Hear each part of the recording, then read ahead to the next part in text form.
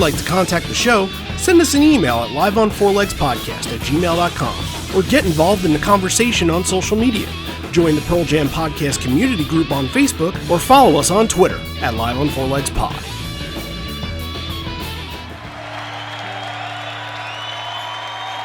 Thank you.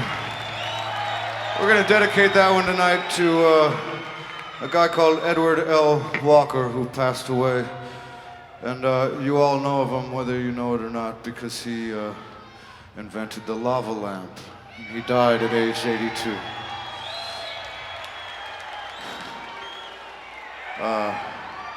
There's lamp years tonight. But no, the nice thing about him, not only was he an avid nudist, but till the day he died, apparently. But there's a nice cycle of life in a lava lamp. You know, something grows, it reaches, it breaks up, falls back to the bottom, and then grows again. There's just something to keep in mind. And away we go. You're listening to Live on Four Legs, the live Pearl Jam podcast experience, featuring Mr. Soundgarden.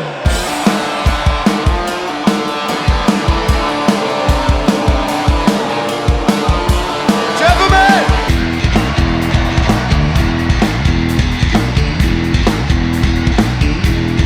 Mama Queen!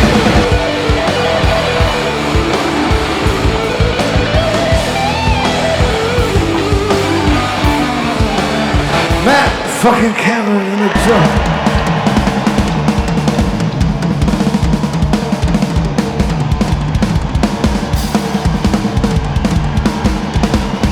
Mr. Boom Gasper!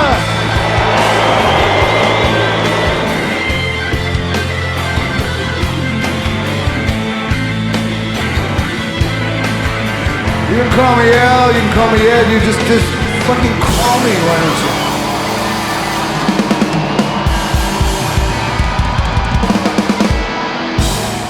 Hey everybody, now welcome to Live on Four Legs, a definitive live Pearl Jam podcast. It is summer, right dead in the middle of summer, and hey, now we're in August, which means we are 1 month closer to getting actual shows starting in St. Paul at the end of this month on the 31st, and then obviously going to Chicago, then we go to Indy, then we go to Fort Worth, then we go to Austin. So we're going some places in about a month, but before we get there, we're going to make a pit stop and talk about a great summer show that actually happened in upstate New York. And this past weekend, as a matter of fact, my wife and I were looking at houses up in upstate New York. So it is perfect timing that we do this Saratoga Spring show from the year 2000, the Binaural tour, which I'm very excited to get to.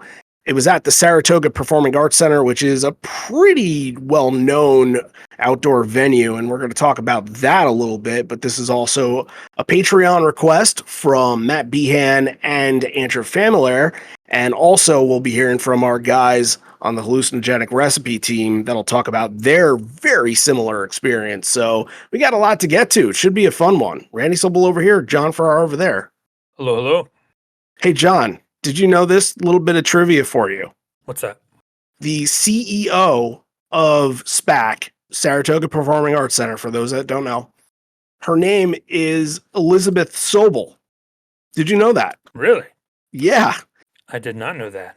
Now, it's not spelled the same. I have an E at the end. She has an O.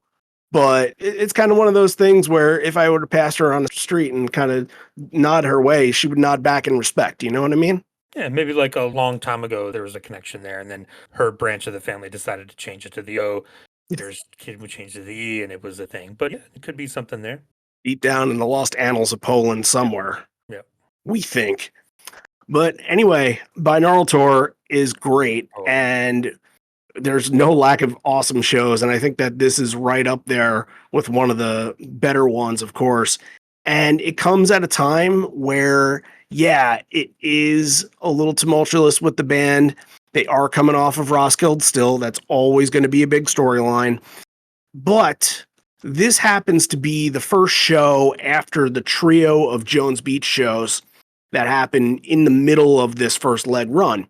And obviously, I think there's one thing that just stands out above, the rest when you think about Jones Beach. It's very obvious as to what it is. It's the It's Okay tag off of Daughter. And that moment, I've always felt like that was kind of the way of breaking out of this sort of touring while grieving and dealing with it and kind of getting over it. It felt like that It's Okay tag and the crowd singing back with them. It felt like they got over the hump by doing that. And now this is the first place that they are since being at Jones Beach for 3 nights. So now it feels, and you'll see this and hear this throughout the whole show, it feels really loose, which I don't think we have gotten just yet on this binaural run. Yeah, I think the heavy hearts got a little bit lighter after that run because you're doing 3 shows in one venue. They were there for 3 nights at least, and you get a chance to kind of catch your breath a little bit, get some stability, and that's what they needed at that time. And I think that little 3-show run at Jones Beach was, it was really important to kind of turning the corner on that tour and kind of gave them a chance to, like I said, catch their breath and get some momentum for the second half. And this is another one of those kind of sneaky, underrated shows that it's always going to be overshadowed by that run. But it's a great show nonetheless. Yeah, and thanks to Matt and Andrew for requesting it.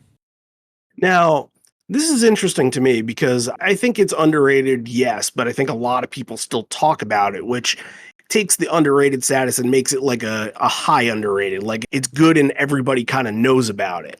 And what that leads me to believe, because I went and looked this up, I assumed that this was an 8-man show, but it's not. Yeah. I also assumed that this version, I believe, of Grievance, I thought that this was on the Touring Band 2000 DVD, which it's not. They don't have a song represented from this show. So for as good as it is, it's weird that it didn't get the same kind of attention that the fans gave it. Yeah, and you never know like what went into that. They can only pick some of them, and they were going to pick some of the European ones too. And again, I think just overshadowed by the 3-headed monster that is Jones Beach.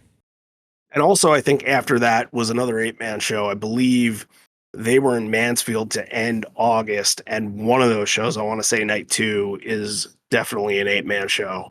At least in my eyes, I see this as being very 8-man potential. So It's right there. Yeah, I'm sure it was in consideration for sure. it has to be. So let's talk a little bit about the venue. As I mentioned before, it's a pretty popular venue, well known, one of those big summertime outdoor arenas, really known a lot for holding the jam bands. It's a popular place where Phish will come and play. The largest attended performance in its history was in 1985. Grateful Dead amassed over 40,000 there. And that kind of led SPAC to limit its capacity after that to 25,000, seeing how Grateful Dead and all their travelers and the mess they make, and I'm sure help that. But the one that really takes the crown here is Dave Matthews Band. Now, they ended up recording a live album here in 2000. And it's sort of, from my understanding, one of those destination spots to see them. Like it would kind of be in the same way where people want to go see Pearl Jam and MSG or Pearl Jam in Seattle. From my understanding, Dave at SPAC is a huge deal. Okay. Yeah, I'm not in that subculture, so I was not familiar with that. But it does seem like a cool venue. I mean, we should say too, like we finally get a video of a show to talk about after what feels like Yay. a few months. You get to see a little bit of the venue and the roof and everything. It looks like a cool place to see a show. Yeah, I'm surprised they haven't been back there, you know? Yeah, and Never went back. it's just weird because like they don't really do upstate New York too much anymore. They did in 2003 Albany and Buffalo, but it usually when they are doing upstate, it's gonna be Buffalo. And even that feels like a once in a blue moon occasion since 2013. Like the place that they're really going to go to be the representative of the area would be Toronto, I suppose, which is, Right. like not a far distance from Buffalo, but you got to spend a day driving if you're up in Syracuse. That's like a good 3 hours at least. So, all right. Well, as we mentioned, it was a request from 2 patrons. Matt Behan punted on giving us a story, said he was too busy, and he was, which he went to the Loose Groove party in Brooklyn and got to meet Stone and Reagan Hagar. So very cool for him. He gets a pass on not giving us a story for this week. But we did get a story from our patron Andrew Familiar, which is a very good one. I'm excited to tell this and talk about it afterwards. So here we go. The SPAC show in 2000 was my fourth show in 5 days, having seen the previous 3 consecutive Jones Beach shows to be followed by the Camden shows the following weekend. I went to college in the area, but it figures that my first ever SPAC show of any kind would be after I graduated. This was also the best seat that I ever had at a Pearl Jam show, 5th row, directly in front of Mike. My favorite t-shirt at the time was a play on the famous Got Milk ad campaign. Jeez, that was everywhere in the late 90s, and now it's one of those time capsule things where nobody ever talks about it. That was everywhere for such a long time. But anyway, which he got at his local indie record store, and it said Got Vinyl on it. My goal was to trade my shirt for a tambourine, so I made a sign that said, "Hey Ed, my shirt for tambourine," and I planned on holding it up at some point after the main set. Sure enough, as Porch ended, I held it up, and Ed walked right in front of it. He stopped to read it, laughed, and pointed at me as if to say, "I got you." Alas, the second encore didn't exactly include tambourine songs. Soon Forget, Black, Yellow Ledbetter. When we get to that point in the show, yeah, we'll kind of talk about that, how it was different than the party atmosphere.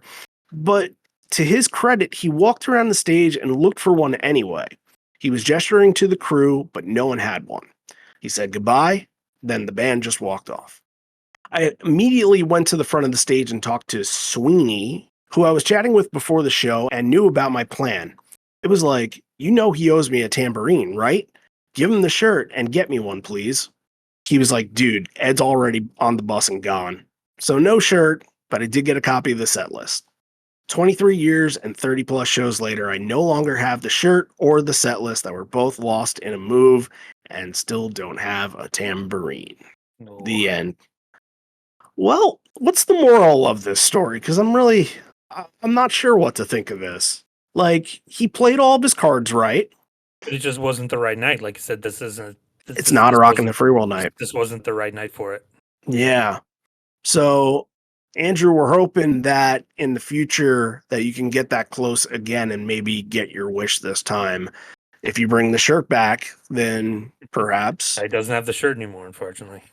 there's always a way. Look, there's going to be a shirt story in this show that I'm going to talk about. And I thought there wasn't going to be a way with this shirt.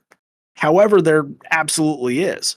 So I bet you the words "Got Vinyl," not too hard to print on a t-shirt. I bet you one is out there. If you wanted to get one, I think it's still worth a pretty good trade right there.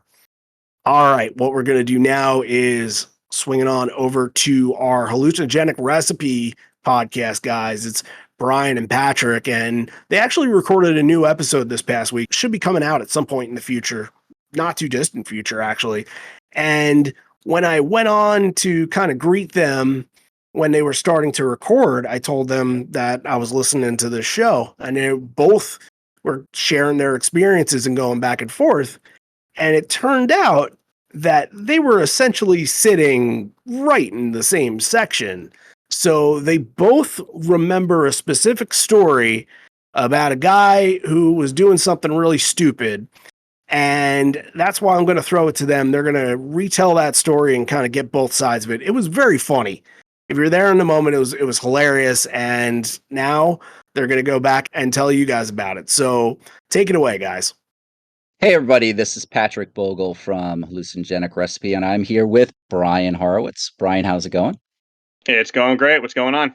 Oh man, ready to talk a little bit Saratoga 2000 and an experience that we both have found out that we had simultaneously sitting in the pavilion of the SPAC world. And that would be an individual during this absolutely thrashing show that decided he wanted to climb over rows of seats to get up front.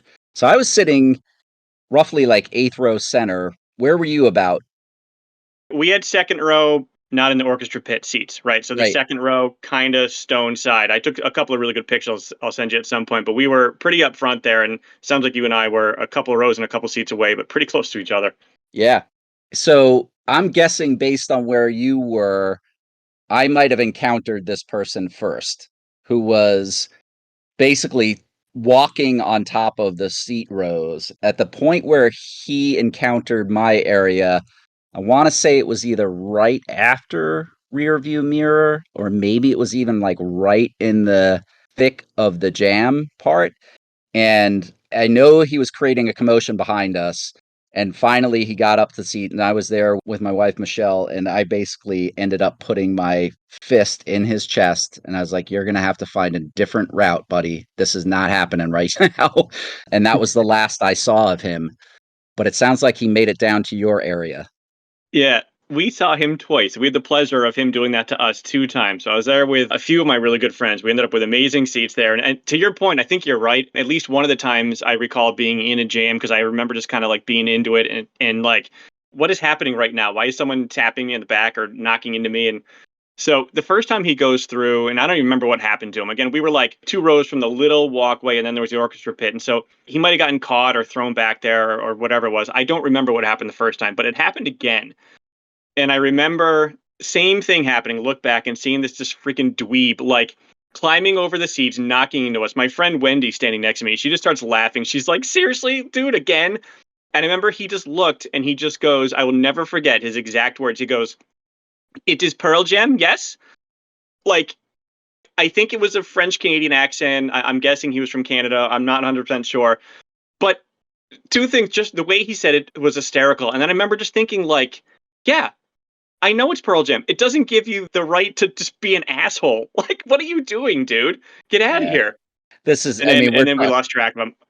Yeah, we're at Saratoga 2000. We had long passed the days of crowd surfing, at least very much so at US shows. It was frowned upon, and everybody was more about stay in your areas, stay in your zone. And yeah, he was having a hard time keeping to his seat. He very much wanted to get up to that stage and stage dive face first onto the cement because no one was going to catch him. Yeah, I'm going to try that at my next GA show. I'm going to just start tapping people on the shoulder, and when they try to give me shit, I'm going to go, it's Pearl Jam, yes? That is an awesome idea. You can see if you can throw them off the trail. I'm on it. Next show. Next Saratoga show. Awesome. I mean, I definitely have to say about that one, as guys are going through it and covering it here, Rearviewmirror from that show, Black from that show. Oh, just absolutely killer. Black from that show is stellar for sure. Yeah, the Breakerfall opener, the Light Years speech about the lava lamp and the whole, yeah, there's some great stuff at that show. Yep, and the throwback to the torn up nasty t-shirt that he was wearing that was from the Lollapalooza tour. Yeah. All good stuff. Yep, great show for sure. And that was the start of my 5-show run, the first time I really did like a run like that, so it's a special one for me. Very cool. Yeah, I did 6 on that one. I did the 3 down in Jones Beach, and Saratoga was the last, and I had done the early stage of that run down in Charlotte and Greensboro. Wish I had done more in hindsight, but don't we all? I did 6 total on the tour, so same thing, like Saratoga, I did the Boston shows and the Camden shows, and then I did the one-off Montreal in October. And you didn't bump into your French-Canadian friend up in Montreal, so... I should have done it like in American English, and like, it is Pearl Jam, yes, and see if he responded to it. Awesome. All right, well, that's it on our adventures in Saratoga. Keep an ear out. We got some stuff happening. Back to it, guys. All right, why don't we dig into the show now? For the Gear Guru's sake, Javier was on vacation this week, so what we're going to do is something a little bit differently. Now, at this point of recording, he hadn't got a chance to listen to the show yet, but he said he still wanted to contribute something when he got home from vacation. So we are going to figure out on the fly what some of the best moments to hand over to him are, and we'll see how it goes. We'll see where it goes with that, and it's going to be a little bit different this week. At some point in the future, he really wants to kind of be in the background live when we do it, so maybe we'll get that aspect too. Look, we're looking for all different creative ways to implement Javier in the show, so if this is one of them, then let it be so. But that's a good tee up to kind of get us into what's going to be a pretty hot start. Of course, they're going to open with the opener. They're not going to start with a release or sometimes or long road or anything like that. They are going right into Breakerfall.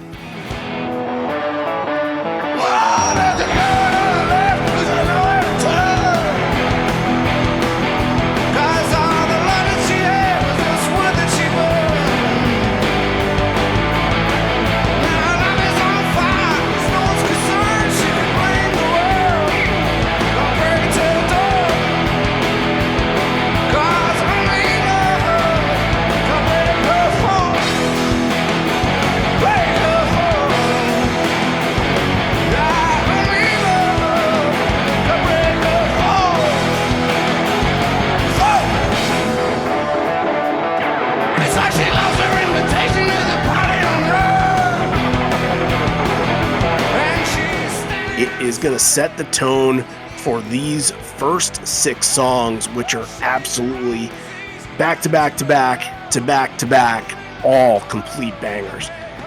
Ed, I think, is the highlight. Just sounds really loose, strumming all the way, hard strumming into it.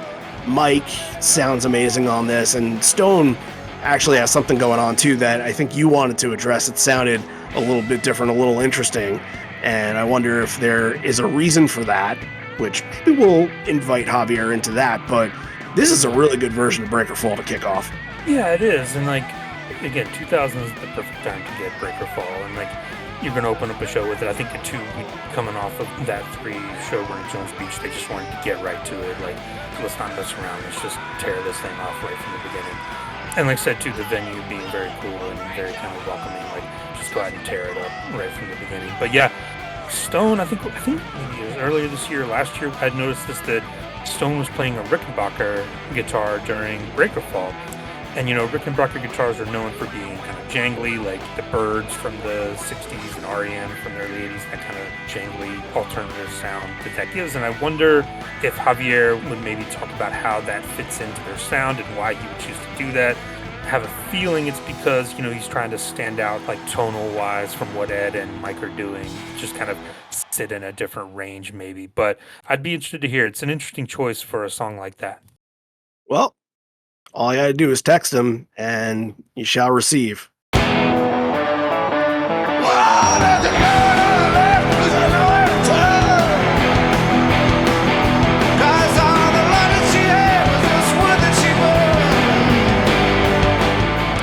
Hey Randy, hey John, hey everyone on the podcast. So we are covering Saratoga 2000. This tour is also one of my favorites. I think the tone, the tonality, is a very unique tour when it comes to sound. It's a blend of a lot of things, a lot of like different brands being used. And this is like when they were really starting to stack a lot of different stuff just to create this very unique feature or sound. Something that I would like to talk to this week is Breakerfall, since Breakerfall is a song that it has been evolving over time. Now the version that we might hear nowadays, first of all, is Half Step Down, but on that tour they were really going for the closest approach to the original version that they could get. In this case, I'm going to focus on Stone. Stone is using a Rickenbacker 12-string. This is going to be the 360 12-string Rickenbacker, not the Jet Glow.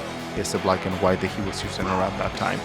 At first glance, the guitar seems that it's only a 6-string, but actually you have like the tuner knobs kind of like hitting in the back of the neck.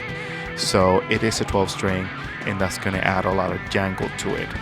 A really cool thing as well is the fact that for this version you can really hear the Stone is really turning down the tone knob a little bit more. My assumption it was being between 4 and 5, because the tone is not very present and it doesn't have a lot of treble or a lot of brightness, which in a 12-string instrument, also a semi-hollow instrument, that might cause a little bit of maybe feedback issues, and that's something that you don't want to have in a live setting.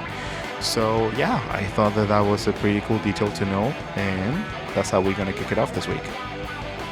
Our wish has been granted, and thank you for the first one. We'll get back to you at least 2 more times throughout this episode. So great version to kick you off, and then you're going into stuff that's not usually your first 3 or 4 songs here. I know that in 2000 it was more common to hear Whipping and Spin the Black Circle in the top. Later on, Whipping would kind of be a mid-set, and earlier on it would be a mid-set, but I've heard shows where it was like 3 or 4. Spin the Black Circle, seldom occasionally it was in the 3 spot, and that's where both of them are fitting in here. Whipping at number 2 and Spin the Black Circle at number 3. A lot of vitality early on is never a bad thing. No, not at all, and I think that this Whipping was easily one of the highlights here. Mike is just adding in flourishes almost everywhere in the show. Little mini solos, if you will, just injecting a new element of excitement for this.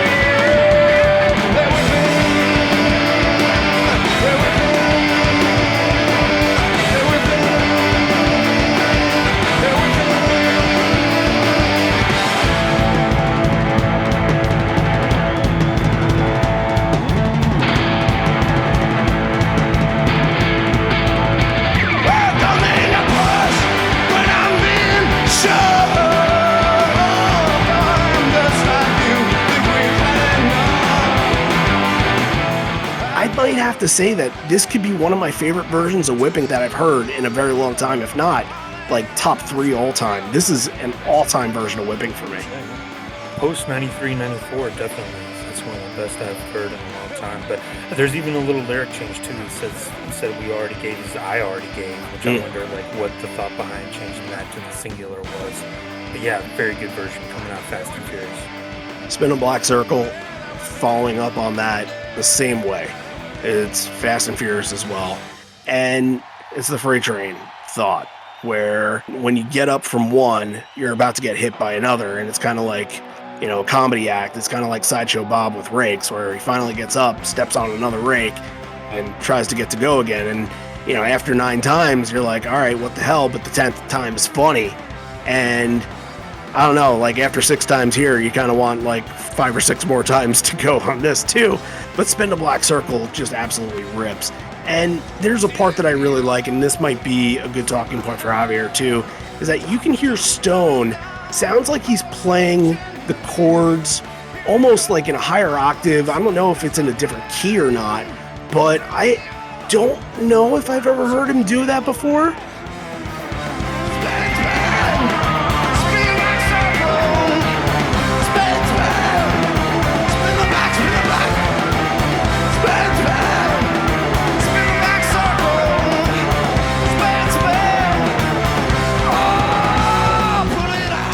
Spin the Black Circle, for me, defines In Your Face.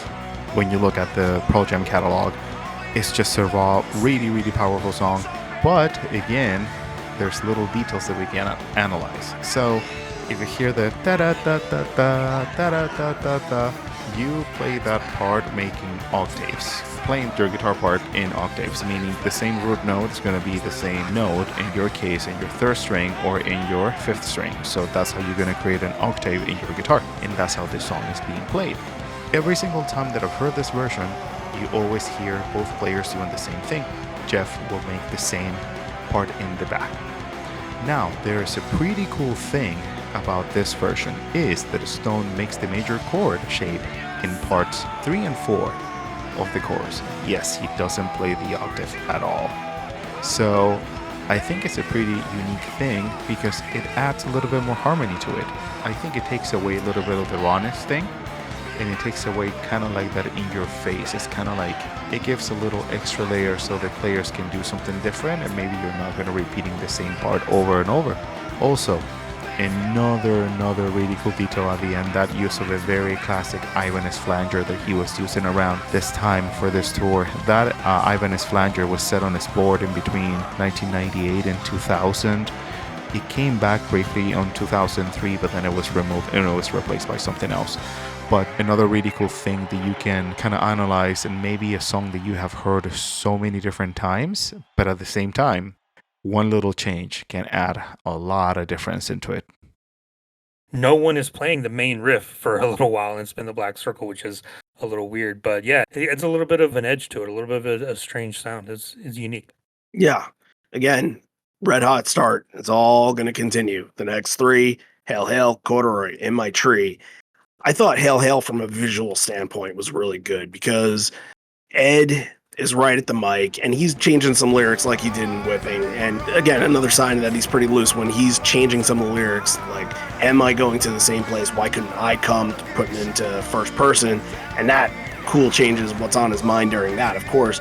But his intensity, and almost like his intensity during this is just like every time that he cocks back his head and he does one of those like extended and just kind of screams a little bit, like that's how you know he's feeling it, and he's shaking almost on every single lyric and every single verse. It seems like it's getting a little bit more fierce and a little bit more intense, and some of those screams in the middle, right, to get into the solo and everything like that is Ed at its best when it's this song. And this song just drives and punches, and again, just like the rest of them, it's a huge gut punch to start.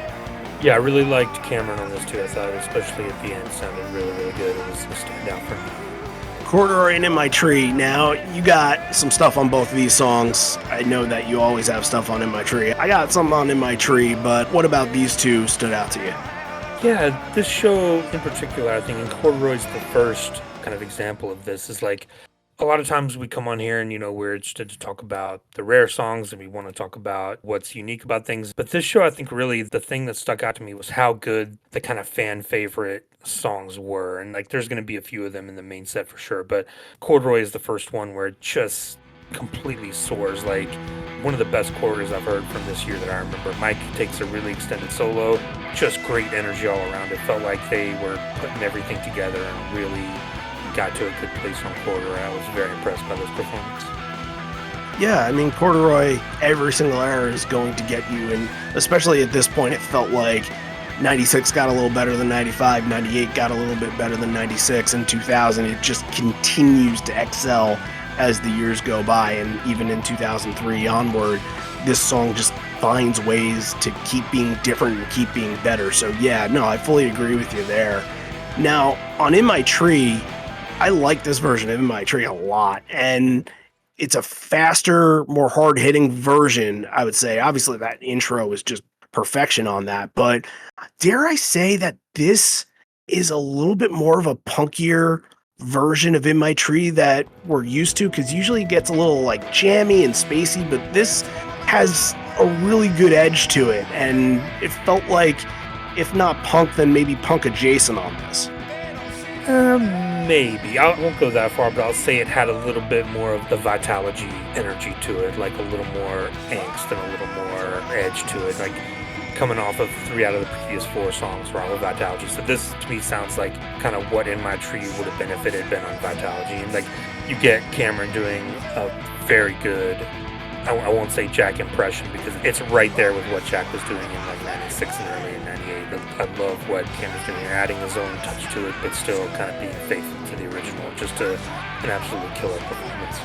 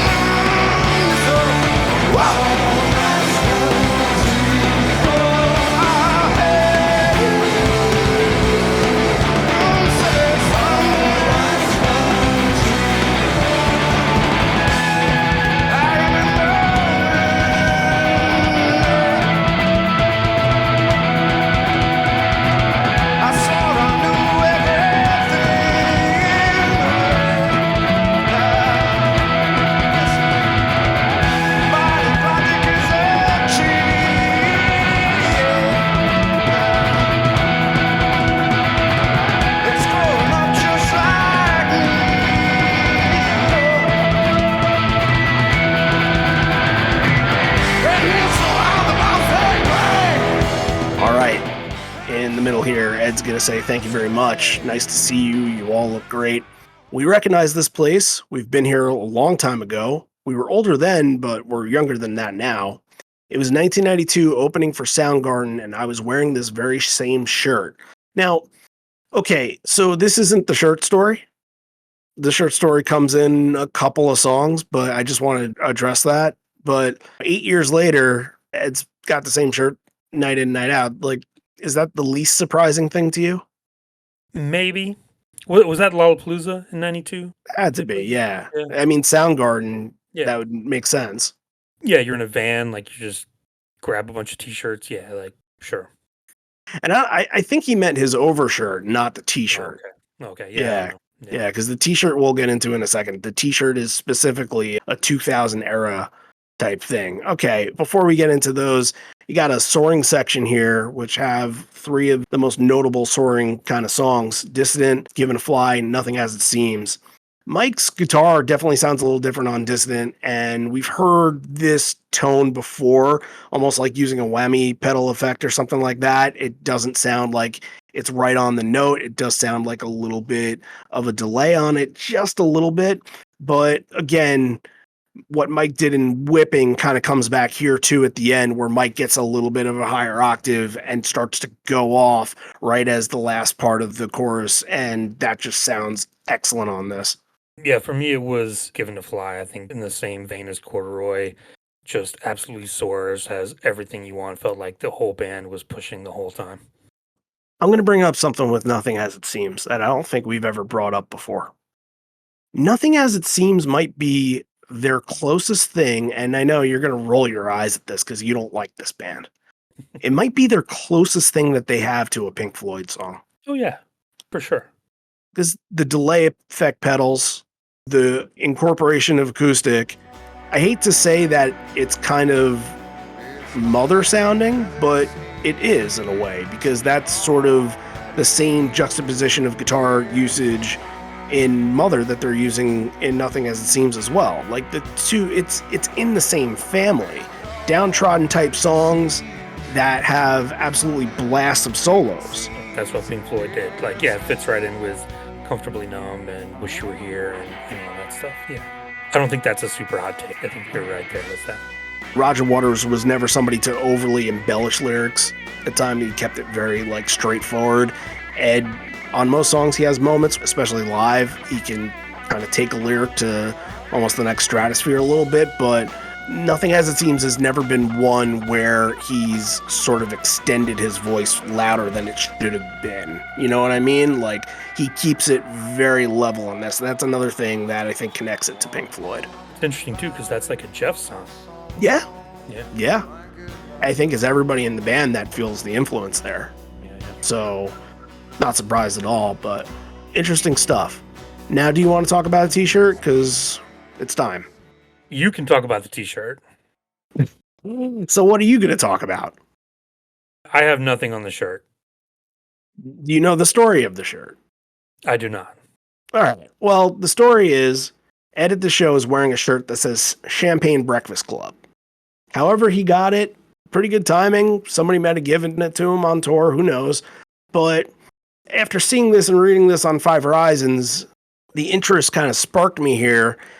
And I went on to a thing you might have heard of before called Google. And I searched for Champagne Breakfast Club t-shirts. And after a little bit of digging, I ended up finding the same exact shirt that Ed is wearing here. I have no idea if like it's considered to be like somebody put it up as like, hey, this is a Pearl Jam shirt, because it's literally the same thing, same colors and everything. Or this was just something that has just been in like a shirt rotation for 25 years or something. I have a feeling it's for like suburban moms who drink champagne for breakfast. I don't think Probably. it's Pearl Jam related at all.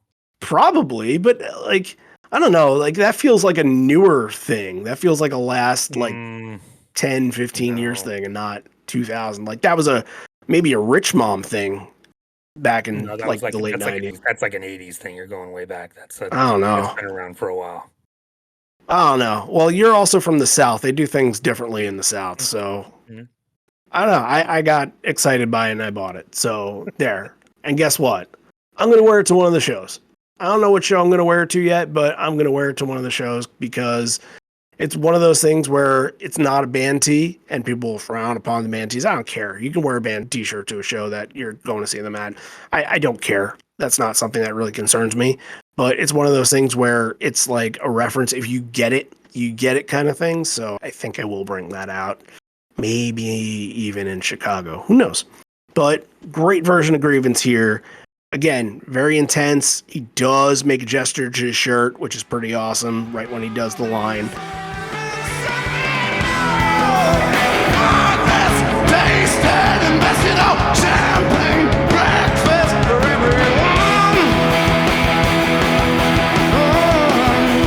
Yeah, really good moment. But I think that Light Years is a pretty important talking point from this show, because they seem to be really inspired during this version, and I wonder why. Yeah, I agree. I think it's a little bit of Roskilde still, obviously. But yeah, this is a very, very good version of Light Years. I think the Pink Pop 2000 I still consider the kind of gold standard. But yeah, this one's right there. I felt like it could have been a dedication or something. There's definitely something going on. Well, I did a little bit more investigation here, and as Ed would say at the end of Light Years, that it was dedicated to somebody. And what I found out is that our good friend Edward L. Walker, who this is dedicated to, passed away. He is a close family friend, thrice removed of Pete from Cornwall. I figured that out. The lava lamp inventor. I figured that out. So for anybody that was asking, close family friend, thrice removed from Pete of Cornwall. True story. True story. Interesting. You can find it everywhere. So, yeah, I thought that Light Years just had that great balance to it, had a perfect flow. And I think that Light Years is best when it doesn't overdo itself, when it gets a little bit too almost like it's trying to oversurge. I think that's where you kind of lose the identity of the song. You just kind of lose its composure on it a little bit. But this is balanced, and this is a tough song to have like a perfect version of sometimes. And it just balances perfectly and kind of gives you that comfort that you want from such an emotional track, as we kind of mentioned.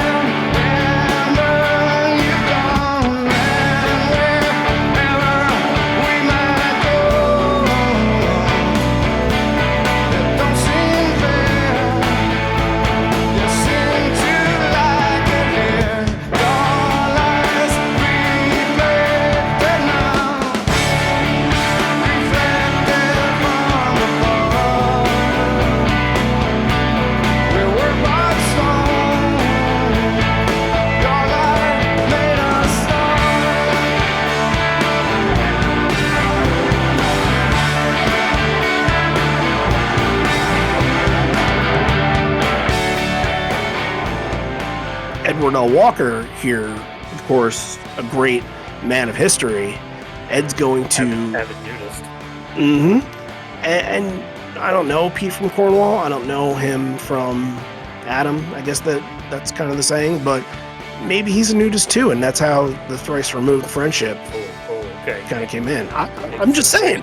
I'm just saying. Look, I'm putting like 3 and 3 together here. That's all I'm trying to say. That's all I'm trying to say. So here's the story of Edward L. Walker. We kind of put it together already. He invented the lava lamp, and he died at 82. So he lived a full life of lava-y goodness, I suppose. And Ed would actually say, oh, that song is Lamp Years tonight, which, hey, dad joke before having any children. Respect. Yeah, this is before the Anchorman, I Love Lamp. That would have been... Yeah. I mean, that joke would have came out. Yep. Had it been 4 years later, that joke probably would have came out. The nice thing about him, not only was he an avid nudist till the day he died, but there's a nice life cycle in a lava lamp. It grows, it breaks up, it falls back to the bottom, and grows again. And that's something to just keep in mind. I don't know if he was like real with that, or if he was just kind of like, hey, it's funny-ish that a nudist lava lamp inventor died, so I'm going to take it a little bit further. I don't know. But it's the most poetic anyone's ever been about a lava lamp since like the 70s when people just get stoned and stare at them. Yeah, look, that was a complete bullshit fabrication. He's not any friend of Pete from Cornwall. Like, I just, if you believe that, then here, take a bridge that I just built 2 seconds ago. But yeah, I think the thrice removed was the tipping point on that one. I think it was Ed reading the newspaper and came upon the obituaries and got intrigued mostly by the nudist part, that, hey, he was the inventor of the lava lamp, but he was also a nudist. So that's where a good version of Light Years kind of comes from. If it was the reason why Light Years was great in the show, so be it. Daughter's up next, and this is the daughter version that is following up the most, maybe out of every single version of a song in Pearl Jam history. It is probably one of the top 3 greatest performances, and this is coming off the heels of that. And now you're kind of saying to yourself, like, okay, we can't do It's Okay Every Night. We can't replicate that.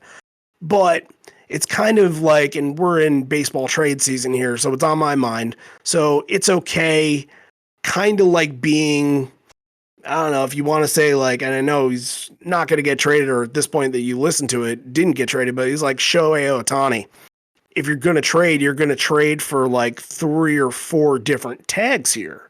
So this was definitely a tag festival at the end of this. And not to mention that it was also kind of an ominous way to dig down deep into the tag and start it, but I'm going to throw something out.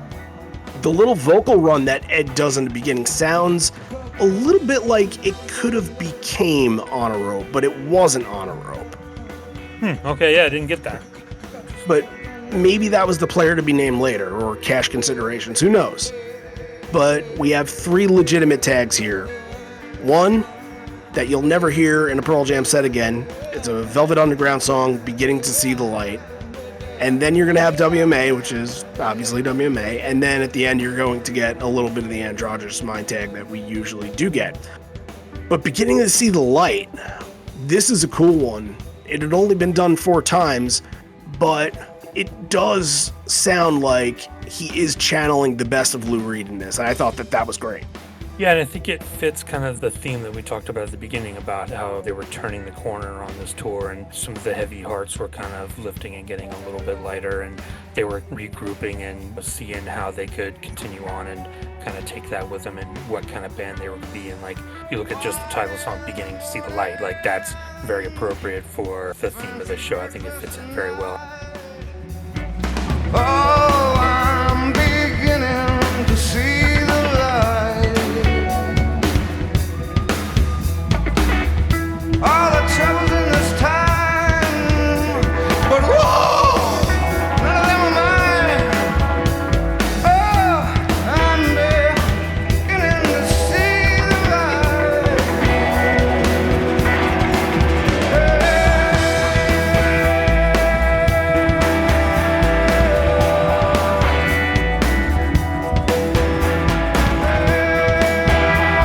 Very good. Love when we get a really rare tag. And that's going to take us into the combination of Lucan and Mini Fast Car MFC. Ed's going to tee up Lucan by saying this is about a guy named Matt Lucan who's in Seattle.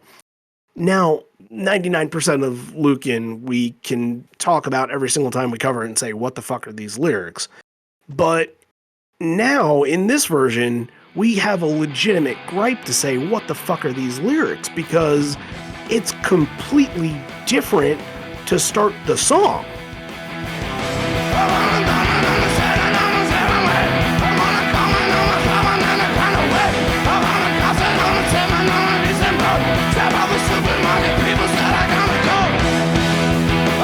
I mean, it's usually pretty unintelligible, but this is actually legitimately unintelligible because he doesn't do the same lyrics that he does in the beginning of Lucan than usual. Like the only lyric that was discernible was Find My Way. But the rest of it, at least in the beginning, was completely different. Yeah, I wonder if that's like, we talked about, Sonic Youth opened the show. Sonic Youth and Mudhoney have a friendship that goes way back. I wonder if something specific about Lucan had come up, or like if he said back in Seattle, but maybe he was thinking about a specific story or something they had talked about and then decided to kind of ad-lib that into the song. But yeah, who knows? Well, it makes for a version of Lucan, whether it be a different version of Lucan or not, it is still Lucan. Now, MFC kind of pops up, and it's a really fun version of MFC, and this is pretty punky. And Stone's flourishes sound really excellent in this. And Stone is also kind of highlighted when you look at the video, because you got to look at him and darkly lit arena with some lights kind of flashing at you here and again. But Stone is wearing sunglasses during this performance. So how does he manage that while playing in... it's obviously they're outdoors, but it's nighttime, He doesn't need to see the fretboard. He can play by muscle memory. He knows what he's doing. But yeah, I just thought it's like the Corey Hart moment, like future's so bright, wear my sunglasses at night. But it reminded me a lot of like what Stone would have looked like in like 1983. Yeah, Stone's sunglasses. And 2000, I guess, is an interesting fashion year for him. I know 96 is like the one. We got to see if you can find these sunglasses and pair them with the shirt. And then you can have like the full experience. A little bit trickier. But anyway, going back to Ed taking the mic here. 3 summers ago, I took an internship working with primates in Seattle. They can put words together using sign language and you can communicate with them. None of them knew how to play an instrument, and I wrote this one because even a monkey can play it. Now, choose your words wisely, Ed, because right in the beginning, right during the first verse, I wish I was the star.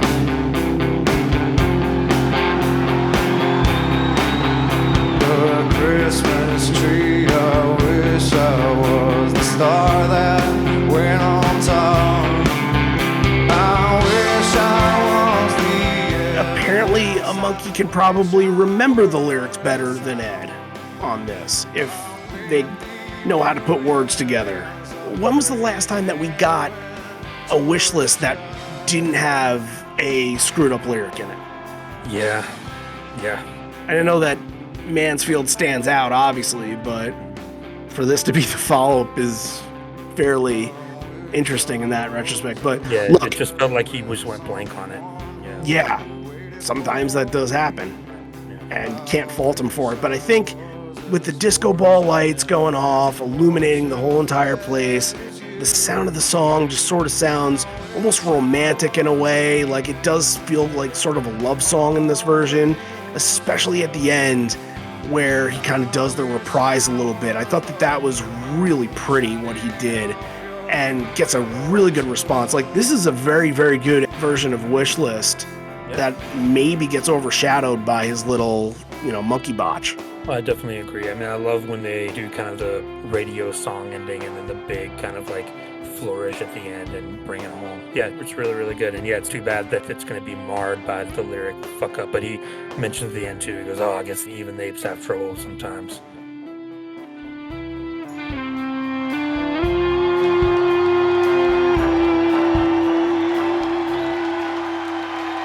I wish I was the radio song, the one you can turn on. I wish, I guess it never started. Now, these two, I thought, flowed really, really well together, Wish List and The Better Man. We've been talking about transitions a lot the last couple of weeks, but I really like these two back to back. And apparently the band did too, because it has been done 27 times. In the year 2000, they went back to it 14 times. So pretty cool, and I like how the band is thinking in that aspect. And I think when you think of 2000, there are a lot of songs that were packaged together like that. Obviously, Lucan and Not For You it's kind of the height of the duo, and also Habit and MFC got a lot of play back to back a little bit. But it does feel kind of like a 2000 thing that they would find songs to pair together. Yeah, that was still the era of like Ed's going to put on the guitar for some songs and then take the guitar off for some songs. So they're trying to make that a little more seamless. So you would get these little runs of songs paired together and they would repeat them a lot throughout the tour. Yeah, that's a good call. I love this as well. Yeah, Wish List and The Better Man is two songs that you don't usually think of as pairing well together, but it works really well here. Better Man's another one I think in the show that it's not like one of those epic versions that you would get later. It doesn't have a big save it for later. But all in all, just all around, just a well-played performance of the song. Very, very good. Yeah, I agree with that. I really like this Better Man too. There's no crowd pandering. There's no waiting for the crowd to take the mic from him. He's singing along with them, so it's kind of like a joint thing. And there's no tags. It's very straightforward and punchy, and I thought that Cameron really drove this song. And yeah, I like when Better Man can be that. I like when Better Man could just be straight up and be a 4-minute pop rock song. That's sometimes all you need from it. Even flow into insignificance. It's going to be your penultimate little bit here. Now, most shows, I bring this up all the time whenever even flow is in a late part of the set or an odd part of the set, but it is still strange because the majority of the shows that you do, even flow is the basis of your beginning and then what you're going to do at the end. That's just sort of how the structure goes. And I think because of that, the mind sort of tells itself that a lot more happened in this show because even flow was in a weird spot. I feel that way with the St. Louis show, St. Louis from this past year. I felt like there were way more songs in the main set than there actually were because even flow was like the 13th or 14th song in. It was closer to the end of the set. And now, this doesn't really work for this show because this is the 17th out of 19 songs. So you are getting a lot of songs, but it does feel kind of separated from some other sets because it's such a predictable thing that is almost a guarantee every night. You know, you had Nothing As It Seems right in the middle there in kind of the even flow spots. It felt like this isn't going to be an even flow night, but then they bring it back after Better Man, which is another interesting transition going from Better Man to even flow. I don't know how many times they've done that, if ever. Barely. But yeah, even flow late like this, and again, the first 10 song of the night, we hadn't gotten any songs from 10 up to this point. Feels like we did a show recently that was like that as well. But yeah, like, when even flows late like this, you're being very crowd friendly and trying to get everyone going to name it the set. It has actually been done Better Man into even flow 12 times throughout history. Combined, they've been played over 1,400 times, so that's... Wow. Yeah. That's something to think about right there. Yeah, the most coming in 2000. So this kind of kicked off the combination in 2000. This was the first one that happened in the year. And then they do it Montreal, they do it in Auburn Hills, they do it at Shoreline, and they also do it in Boise and Seattle for the first night of the Key Arenas. So, hey, that's not too bad. That's not too bad. There's going to be another one that I look at later that I'm going to be interested in the back-to-back because we really don't get it. Bring Up Insignificance. It was a very good version. The big rev up is excellent. It was Ed here getting a little noise experimental towards the end, which I really liked. Cameron really popped.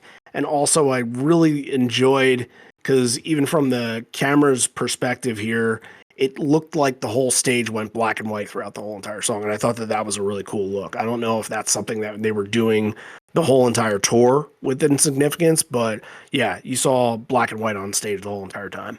Yeah, it was cool. I mean, Insignificance here, it would easily get lost in between your Better Mans and Even Flows. But yeah, very good performance too. Kept the energy going. All right, 8 minutes of a juicy Rearviewmirror here. I think the bridge is pretty unlike things that we've heard before. Now, everybody seems to be on a different path, but kind of be able to create the path and meet at the center. Stone is playing very clean, open notes. Ed is sawing away on the EBow, and Ed's really, you mentioned Sonic Youth, and Ed is the one that's creating the Sonic Youth sound from this. And then Mike is kind of like the rhythm section for this, almost. And at the tail end, he does like a riff that feels like almost a 70s song. And I can't put it together. Like, the way that he's playing it feels it's like legitimate, but it's only like a couple of seconds worth of time and no follow-up to it. But it kind of felt like it was out of left field because this was, again, a little bit more experimental. But that was very interesting to me that all three were coming from all different perspectives. However, put it all together and got a full blend of such an example of what this song should be in a Rearviewmirror bridge. Well, speaking of shirts, you know, Mike was wearing his Queen shirts. Maybe he It was. channeling that a little bit. But yeah, I love Rearviewmirrors like this when you just kind of add a little bit of that weirdness into it. And like, this felt very relaxed. And like a lot of them, the tension really stays high. Like, they're very tense. They're very propulsive, right, with Rearviewmirror. But this one felt like they really took their time. Like I said, 8 minutes. The build is very, very good, and when it explodes, it even adds that much more to it. Yeah, I thought watching Ed on this was super cool, and I love the influence of Sonic Youth on Rearviewmirror. I love when they do this.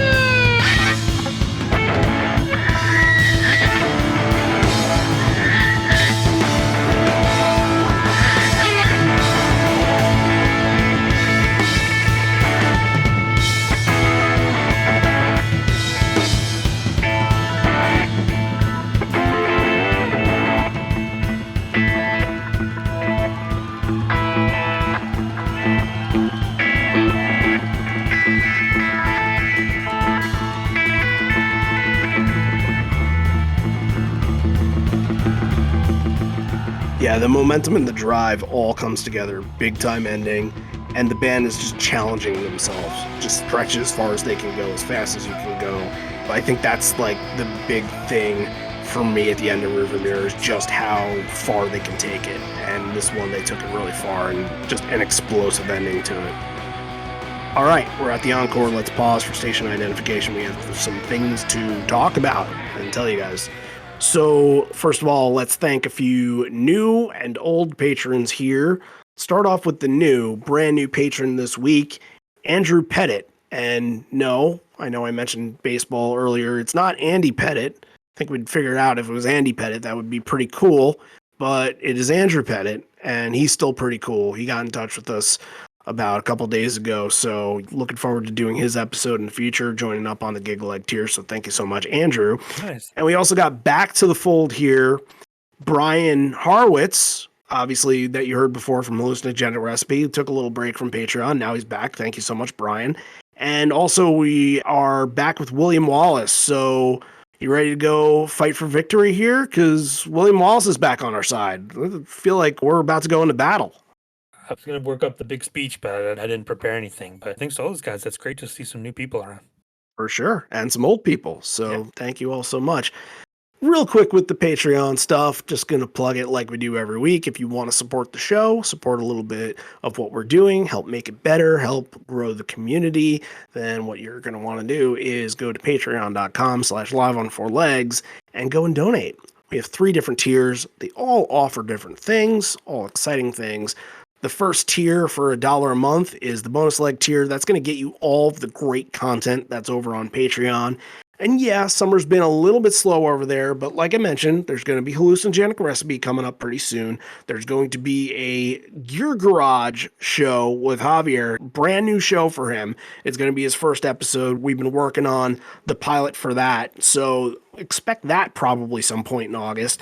And then we'll be working on another Evolution episode. We'll be working on Letterman 2006 as a part of our late night series that is probably going to last on forever.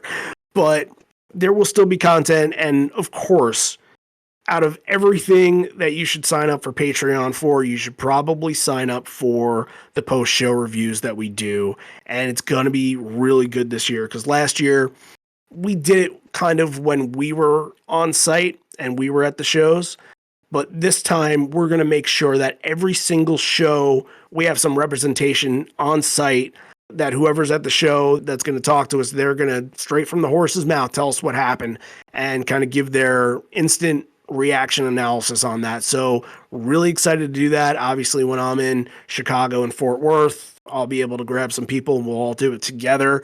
And it should be a really, really fun experience. And that's like the future of what these post-show reviews will be like. And this is going to be really popular again this year. So if you want to join up, again, bonus leg tier, there is a free trial under the bonus leg tier for 7 days. So if you wanted in on that, you can join up on that. But also, if you want to request a show, then you're going to want to join the Giggle Egg tier for $5 a month.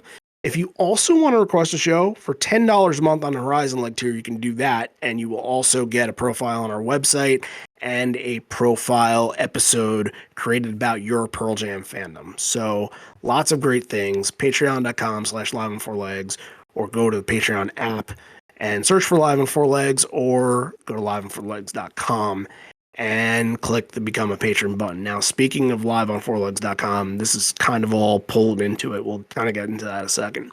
So, John, we put together this whole karaoke thing, and it took a while to develop. We were trying to find places for it. You know, obviously from the karaoke last year, we wanted to follow up on that pretty big, but I guess I didn't realize how popular it would be, because we put it on sale last Tuesday.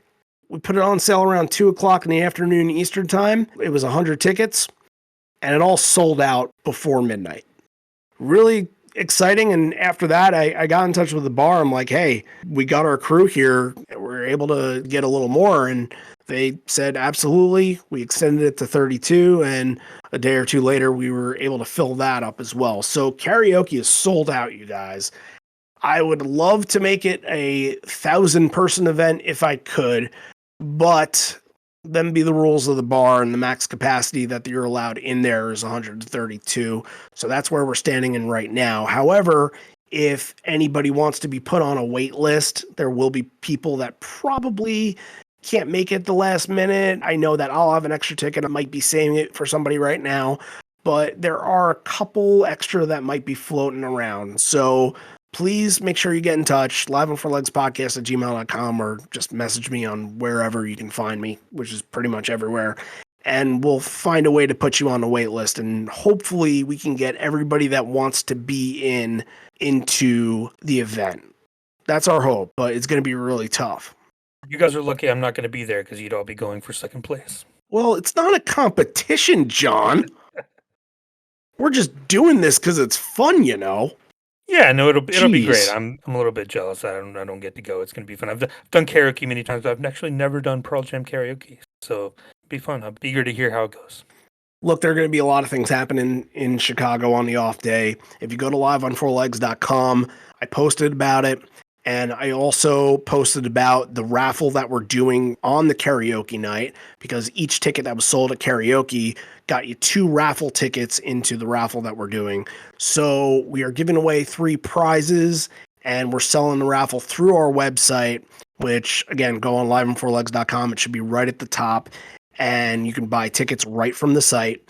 And we'll be giving away 3 items. One of them is something big. I got one of the best independent artists from the sports community to create a neon blue and red Cubs colored Eddie Vedder neon sign that is the pose of him jumping over the stage at Wrigley. I got him to create that for us. So that's going to be a main prize for the raffle in there. And I think a lot of people are going to be really excited about that. It looks fucking cool.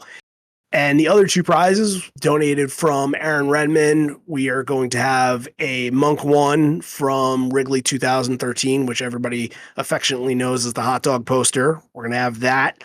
And as another prize, Kevin O'Rourke, who has been working tirelessly to help this and to help our fundraiser for, and this is what it's all going to, our fundraiser for Cystic Fibrosis Foundation, which is all going in dedication of Sean Sullivan here. And he donated his 4-piece Home Away Show wine set, which is pretty expensive at this point, pretty rare to find. So if you want to pitch in and help our cause and you want to buy some raffle tickets, head on over to the website and you can do so. I believe for $20, you can buy 10 tickets. So that's pretty worth it. So hopefully we can make a lot of money and send it over to cystic fibrosis, and hopefully we can help them and help push them find a cure at some point. The Pearl Jam community, we just want to help out and we want to do right by our own. So yeah, really excited for this. Only a month away, but time is ticking here. So it really feels like, yeah, it's going to come real quick. Now, for anybody that purchased a shirts, if not, have already been shipped, they will all be out by the end of the week. I can promise you that. One last thing before we end the encore section. Keep in mind, our 5-year anniversary is happening very soon. If you want to contribute, write something to us or send us a recording about what you love about the show or what some of your favorite moments were in our history, just send it on over to us and we'll throw it into the episode and we'll put it together as part of our celebration. So I'll throw that out there, liveonfourlegspodcast@gmail.com if you want to participate in that. All right, back to the rock. Ed comes out here, thanks everybody for coming out, and mentions the 1 lane of traffic that was coming in.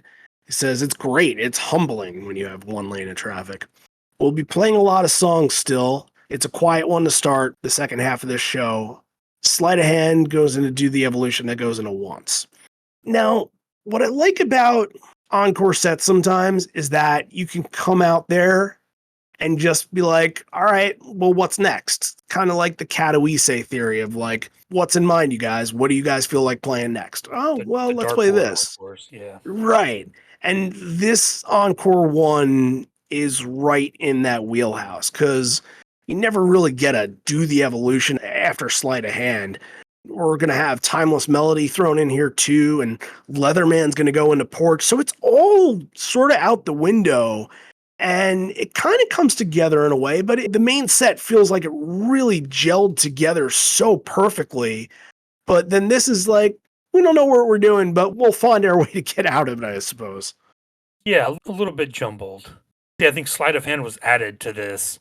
Makes sense with, I think they were supposed to come out and start with Evolution, continuing kind of the theme of just going for it right out of the break, keeping up with Rearviewmirror. But someone had handwritten Sleight of Hand, so they definitely did talk about it backstage during the break and be like, okay, we're going to call an audible here and add this in. So, but yeah, I love Sleight of Hand here. Again, like, haven't really gotten this kind of song in the set so far, but I think it fits really well. Like, Sleight of Hand, especially coming off an encore, is very, very good. Yeah, I like this kind of version of Sleight of Hand too, where you can really kind of feel every moment from it. It's really kind of plotting, but also still has a little bit of that surge. And this isn't necessarily a rare song from Binaural, like maybe Parting Ways is. This gets played like once or twice a tour, sneaky, throwing it in there. But now they use that surge and they really start to rev up and kind of gets a little bit faster, a little bit edgier. But in the beginning, the early stages of playing this, it definitely has that jammy, sort of relaxed vibe to it. And Mike's effects are really overall just everything's going down smooth. The tone was really smooth in this version. Yeah, great. And it's like Nothing Man was scheduled after Leatherman, so they sacrificed Nothing Man for Sleight of Hand, it looks like. Okay. Hey, you know what? They didn't have the trio in there anyway. They didn't have the trilogy, so might as well.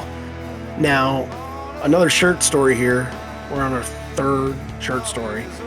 Cameron said that the shirt that he was wearing was the same shirt that he wore back in 1992 as well. So it's evolution. It's a slow process, but evolution, once Stone is on fire for Evolution, I thought Stone sounded really good.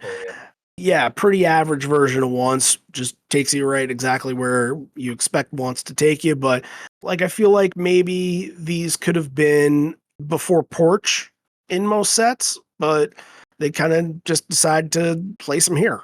Yeah, it's kind of a build and then a stop, and then you're going backwards and going forwards again. It's a little bit jumbled up.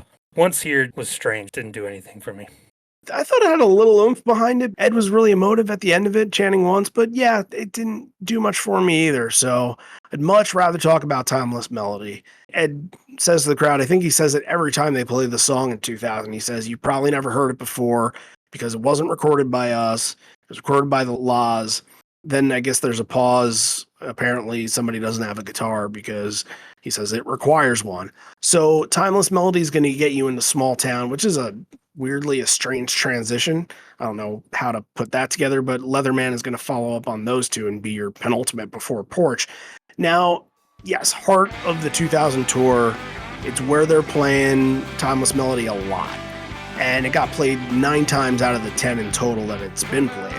And it's kind of a little bit on our minds a little more because last year the Earthlings went on tour and brought this back, which was really cool. I think it's one of those we talk about a lot, like with Fortunate Son and Let My Love Open the Door in 1995, that it's a cover that just stays primarily in that era and is almost never brought back again. And for Pearl Jam, yes, that's the case.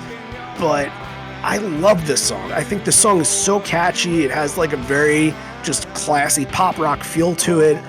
And I think a lot of people are on the same wavelength here because a lot of people would love to hear it back. I know that for a fact.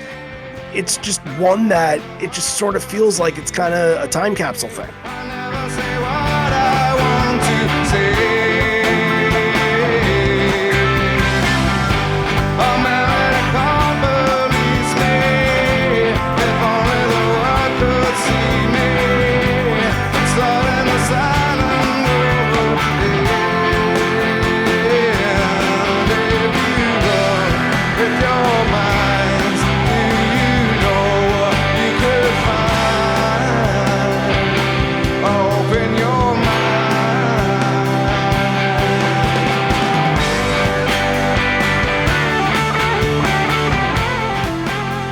I know this is one of your favorites. Every time it comes up, you kind of gush about it.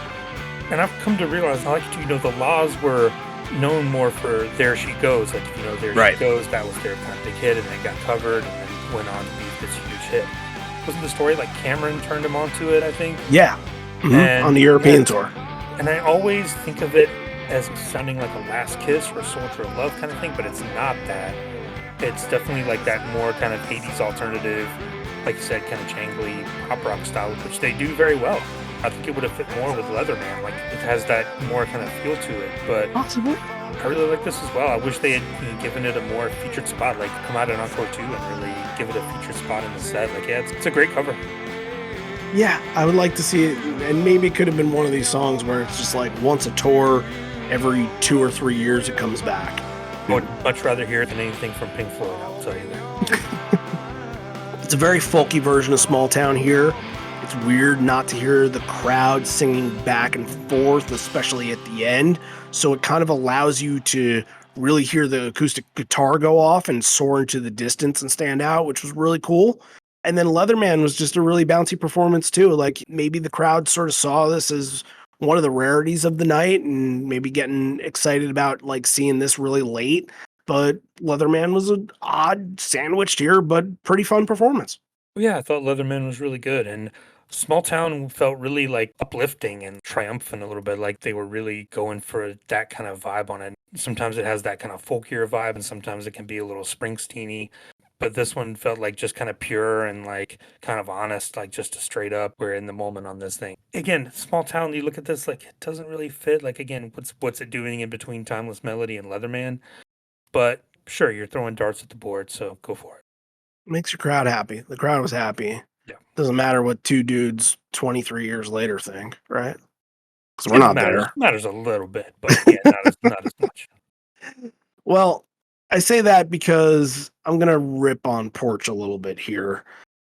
This is not the type of Porch version that I find very interesting.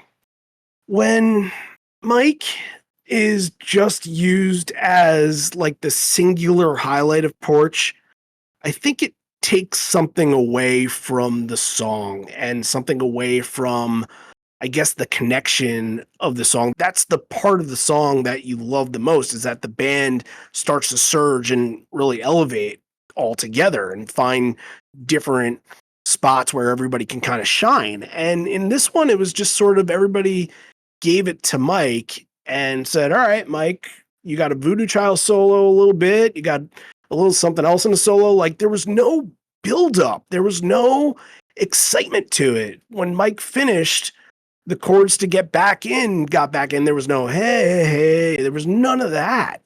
So this, and it's rare that I say this, but in terms of versions of Porch, this is below average for me. I will say that it didn't grab my attention like Rearviewmirror did, like Evenflow did, like Light Years did, like Corduroy and My Tree early on did. I'll give you that. But I still think it's a cool moment. You get Ed going out into the crowd on the bouncer there, singing out in the crowd like he would 2013, kind of shades of that, which I think is a cool moment. But yeah, Porch was not a highlight for me. Like I said, didn't grab me like it sometimes does. All right, dig into Encore 2. It's going to be a really fun version to Soon Forget. So let's dig into that. This is the one I've been waiting for. I knew it was coming. So we get sort of like a little pre-ukulele jam on this, and he's just kind of almost like a tune-up, getting warmed up with it. Sounds cool. It's kind of, very Hawaiian-y, and then he punts on it. He's like, nope, not going to do that. I should say this is not the plugged-in sit-down ukulele that he would come to play. This is like a pure, like old-school, tiny acoustic ukulele he's having to hold up to the microphone and everything. Right, yeah. So it's tricky for him in this version. I think that's going to kind of tee up what we're about to talk about.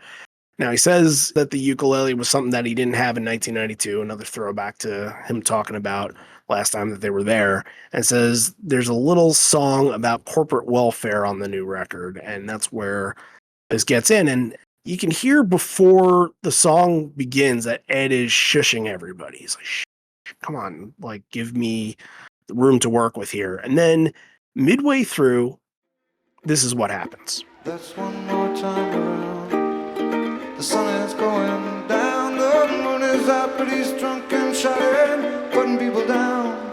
He's stiffening.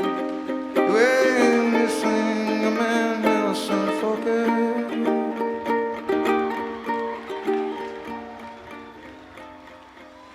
all count clapping off beat.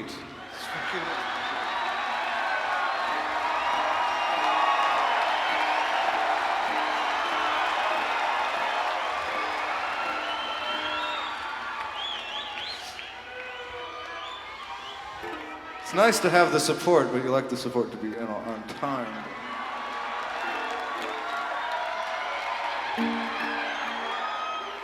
Okay, this is the pick it up where we left off. Count some money every morning. The only thing that keeps him morning. Locked in a giant house. So, the upstate New York crowd, I guess, doesn't have any rhythm. They can't clap to the beat. They were not the only ones. This happened a few times. Yeah, no, I know, but like it's only the 15th performance, but this must be like the height of the frustration here that Ed is really trying to make this kind of a big part of the show, and he still kind of maybe is a little underconfident with it. Yeah, I can see that. You know, ukulele is not something that he was probably proficient in at that point. He was still picking it up. But yeah, I knew there were versions where he stopped it and like made the crowd stop clapping. And when this got to the, oh, here we go, this is one of these. And there are a few scattered around, but this is one of the main ones that I remember where he like, you guys have to stop clapping because you're messing me up. Yeah, it's hilarious. Look, they get their act together, they clap for the rest of the duration, and because of that, sorry, but like, why keep clapping after he says don't do, just don't do it? Why would they? Don't. Yeah, it's hilarious. Well, don't be dissing on upstate people. Look, I'll diss on anybody else in the country, but I'm about to move up there, so I don't want people to find where I'm about to move to and destroy it or something like that. So it's not the upstate people; it's all the people that drove in from elsewhere, right? It's all those people. I don't know. I think I can honestly say this might be my favorite version of the song because honestly, like, you don't need a perfect version of the song to say, wow, that was good. You just need a fun version of the song to say that. After that moment, after the crowd sort of figures out how to clap, it is fun and it's smooth sailing. Like, he doesn't do the stiffening and forget that line or anything like that. He nails it at the end. So I liked it. The moment kind of gave it some weight here and made it fun, but I thought that after that, he felt real confident with it. So yeah, I dug it. Big moment in the show here. A lot to talk about as we end the set. It's going to be Black into Yellow Ledbetter. Stat heads, if you want to hear about this, Black into Yellow Ledbetter has been played back to back in the set twice. Once was this show, the other was in Prague of 2000. So this is one of the rarest combinations for the end of the set that you can think about. However, I fucking love it. Oh, yeah. I love these two back to back. For some reason, I think it's like the richness of the sound that makes it feel like the two songs can kind of mesh so well together, especially in Black, the way that they finish the song, like the soft plane landing. I always mention that plane landing.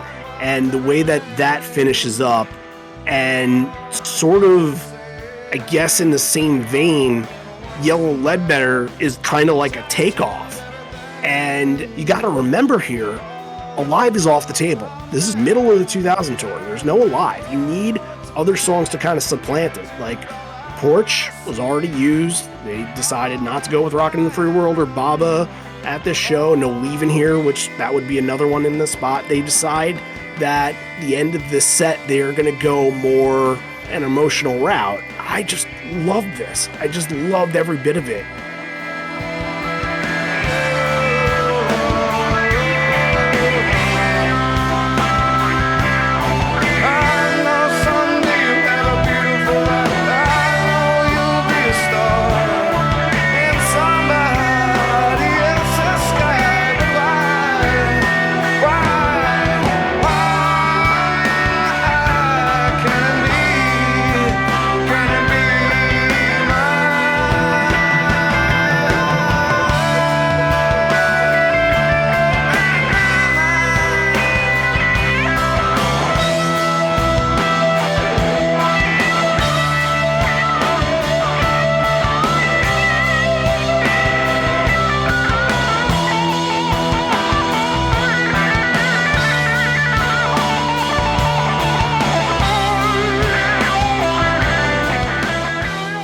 agree. I love Black into Yellow Ledbetter. It's interesting too because Black was not the original choice for this on the set list. It's Soldier of Love. Interesting. Which would be a very different kind of ending to the show. I mean, Andrew might have gotten his tambourine if they had busted out Soldier of Love. You're ending on a very different spot, but I wonder why they 86 that and chose to go with Black instead. Like you said, more of the emotional, heavy kind of song at the end. And we had talked about, I think last week too, about what song should step up and be in that bread and butter spot. I don't remember anyone saying Black, because it is kind of like on the fringes of that. Sometimes you'll see Black into Alive a lot. But I think I would love to hear Black as like the penultimate song.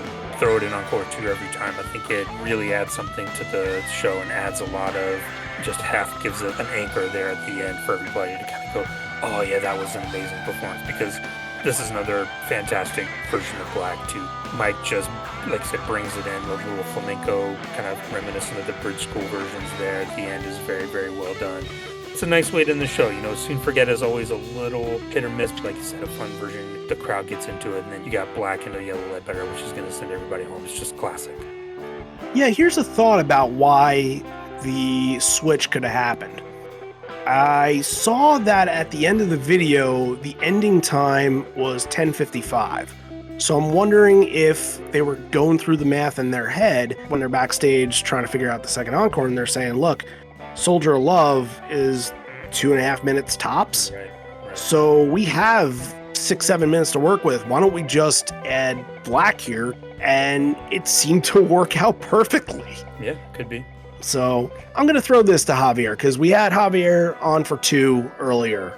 Let's get one more from him to see what he thinks about this combination. Maybe you could talk a little bit about Zeppelin too, because all that goes on here is fantastic. At the beginning of this version of Black, you can hear the mic is rolling down the volume a little bit, but the tone knob of his Strat. Stone has such a great groove going on that it's kind of like if you do something else, you're going to be in the way.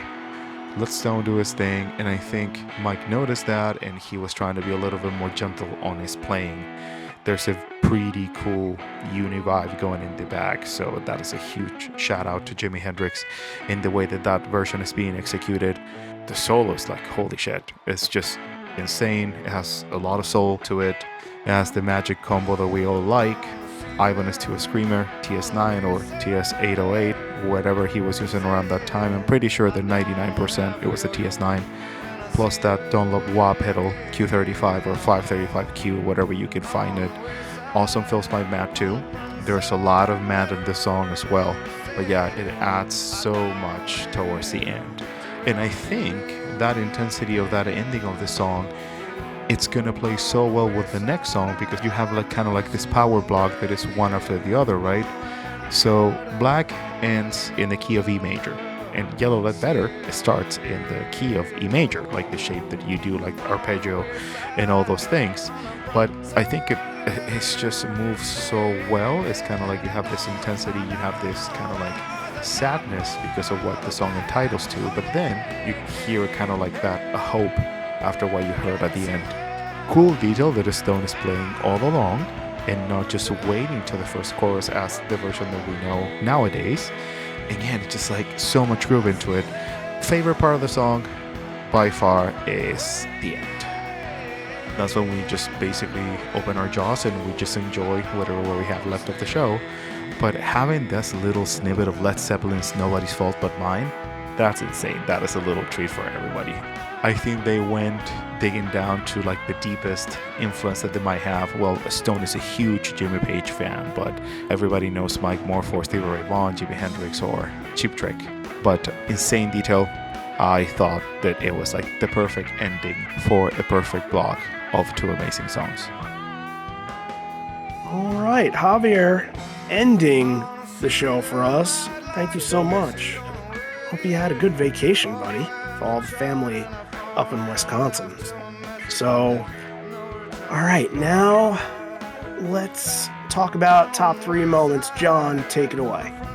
Yeah, this is tough because I've got 4 that I want to use, so I think I'm going to fudge a little bit like you have been known to do from time to time. I'm going to combine a couple in just a minute here. I'm going to go Rearviewmirror number 3, Light Years number 2, and I'm going to go with the Corduroy in My Tree combos as number 1. you said that that's something that I do. Well, That you've been known to do. I've been known to do. So something that I've been known to do is actually going to be something that I'm going to do right now. I haven't done it in a long time, I don't think, but I am going to do it in just a second. Number 3, whipping. Love this version of whipping. I think you needed some representation from the first 6. I love Hail Hail too. I love Spin a Black Circle too, and Breakerfall is pretty damn good. But I think out of those, it's whipping. I'm not going to use my combo card just yet. Number 2 is going to be Light Years. Excellent version of Light Years. Dedication to the Lava Lamp guy. Great. Nudist for everybody. Number 1 is going to be Black into Yellow Ledbetter, because it's just such a surprising and special moment that you would get it. They're 2 huge fan favorite songs. It's going to be the last moments that you recognize from what is known to be a really good night. If you were there for the first 19 and felt all those songs happen, you're like, okay, this is something that we're going to talk about for a very long time. And for those 2 to end this, to me, that's all that makes a show memorable from that standpoint, especially because you never, ever get that combo ever again. So I'm all on board Black Ledbetter being the best moment of this show, which is crazy because the way that you started came in like a lion and sort of went out like a lamb a little bit. And it did not finish the same way that you would have thought this show being. It kind of changed identity somewhere in the middle, which I thought really worked for it. So yeah, Black and Ledbetter, number 1. All right, let's rate this baby. I really enjoyed this. It hit all the right spots with the fan favorite songs. Encore 1, we talked about as maybe not perfect, but it ends very strongly. I'm going to go 8.5 on this one. I'm not right there. I'm a little higher than that. I'm going to go 9 on this. Okay. I thought the beginning was really strong. I thought Rearviewmirror was really strong. The ending of the show, obviously, as just mentioned. There are a lot of fantastic performances from the show. I think you said the songs that were the fan favorites sort of made this show stand out. And I think that's a perfect assessment of it. And then it was sort of the ones like it wasn't that heavy of a hit show. It didn't feel that way. At least the hits were sort of spread out a little bit and less like in your face hit moments. But yeah, I really dug this. I think this is one of the better ones, obviously, from the first half of this 2000 run. Yeah, this is a 9 for me. Excellent show. All right, next week, as we've been talking about a whole hell of a lot, we're going back to Chicago because we're soon going to Chicago and we got to celebrate that whole thing. So we are going to do a 2009 show from Chicago. Now, I was at the night 2 show from this, and we're going to do night 1. And the night 2 show happened to be my second show that I ever went to. It also happens to be the 3rd podcast episode that we had ever done. But I think I will kind of go over some of the same stories that I told from that episode for all of you that I'm sure remember it, which is none of you. And it will also have stories from Andy Lohr, who requested this one. So we'll get to hear from him. So Chicago, getting some representation a couple weeks before we're headed there to hopefully see 2 magnificent and legendary shows always happening in the Windy City. So, all right. Thank you all for tuning in. If you liked what you heard and you're not subscribed to the show, make sure you are subscribed. Spotify, Apple, those are 2 really popular places to do it, I suppose. And they both have systems where you can rate the podcast. And I always say, rate it what you feel like, but I always say, feels like we do deserve the 5-star rating. So look, it's all up to you, but I think that we've done enough. We worked hard enough after 240 some odd episodes that we have earned it. But on Apple, you can also leave us a comment and let the next person know what they can get from this show, what you like about this show, what you've gotten going back to old episodes and hearing shows that you've went to in the past and reliving that, because that's the thing about concerts. You have the official bootleg and everything like that. You can relive them as much as humanly possible, but you know, there are stories. There are things to go back on that you might not remember, sort of about the time, sort of about the era. There's history to talk about. So If the next person figures out that we've covered or can cover a show that is really important to them, then that is important to us. And we would love for people to know that their stories can be told.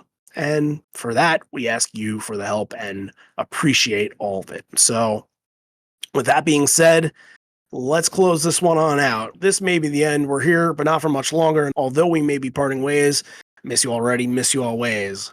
Now, I guess because there are less people that tune into the end of the show, I will say that, yes, it was the upstate New Yorkers' fault. I don't have an address yet, but please don't destroy my house. We'll see you next week. Thanks. Bye.